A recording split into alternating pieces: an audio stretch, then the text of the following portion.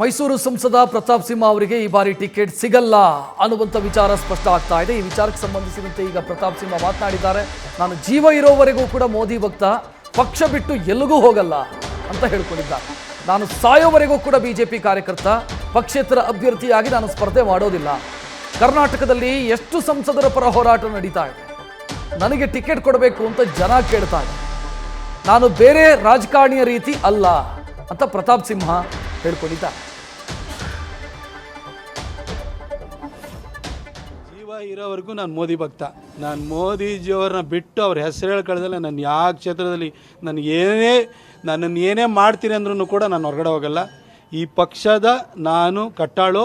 ಇವತ್ತು B J ಪಿನಲ್ಲಿ ಭಾಳ ಜನ ಇದ್ದಾರಲ್ವ, ಅವ್ರು ಯಾರು ಹಳೆ ಬಿ ಜೆ ಪಿಯವರಲ್ಲ. ಆದರೆ ನಮ್ಮಪ್ಪ 1961ರಲ್ಲಿ OTC ಕ್ಯಾಂಪನ್ನು ನಾಗ್ಪುರದಲ್ಲಿ ಮಾಡಿದರು. ನಮ್ಮಪ್ಪ 1968ರಲ್ಲಿ ಜನಸಂಘದ ದೀಪದ ಗುರುತಿನಲ್ಲಿ ಗೆದ್ದು ಪಂಚಾಯಿತಿ ಚೇರ್ಮನ್ ಆಗಿ 10 ವರ್ಷ ಪಂಚಾಯಿತಿ ಚೇರ್ಮನ್ ಆಗಿದ್ದಂಥವ್ರು. ನಾನು ಜನಸಂಘದ ಒಬ್ಬ ವ್ಯಕ್ತಿಯ ಮಗ. ನಾನು ಈ ಪಕ್ಷನ ಬಿಟ್ಟು ಹೋಗೋದು, ಸ್ವತಂತ್ರವಾಗಿ ನಿಲ್ಲೋದು ಈ ಪ್ರಶ್ನೆಗಳೇ ಬರಲ್ಲ. ನಾನು ಸಾಯೋವರೆಗೂ ಮೋದಿ ಭಕ್ತ.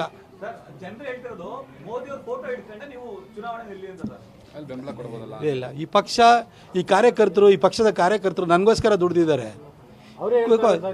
ಇರ್ಲಿ, ನಾ ಹೇಳಿದ್ನಲ್ವಾ, ಸಾಯೋವರೆಗೂ ನಮ್ಮ ಮೋದಿ ಭಕ್ತ, ಸಾಯೋವರೆಗೂ ನಾನು. ಪ್ರತಾಪ್ ಸಿಂಹ ಮಾತನಾಡಿದ್ದನ್ನು ನೋಡಿದ್ರಿ. ಟಿಕೆಟ್ ಸಿಗತ್ತೆ ಅನ್ನೋದು ಈ ಕ್ಷಣದವರೆಗೂ ಕೂಡ ಅವರೊಂದು ನಿರೀಕ್ಷೆ ಇಟ್ಟುಕೊಂಡಿದ್ದಾರೆ. ಆದರೆ ಟಿಕೆಟ್ನ ಸಾಧ್ಯತೆ ಕ್ಷೀಣ ಅಂತ ಬಿಜೆಪಿ ಮೂಲಗಳು ಹೇಳ್ತಾ ಇದ್ದಾರೆ.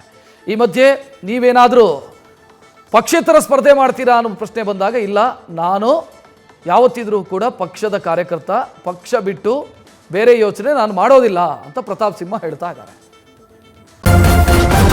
ನ್ಯೂಸ್ ಫಸ್ಟ್, ನಿರ್ಭೀತಿಯಿಂದ ನಿಮ್ಮ ಪರವಾಗಿ.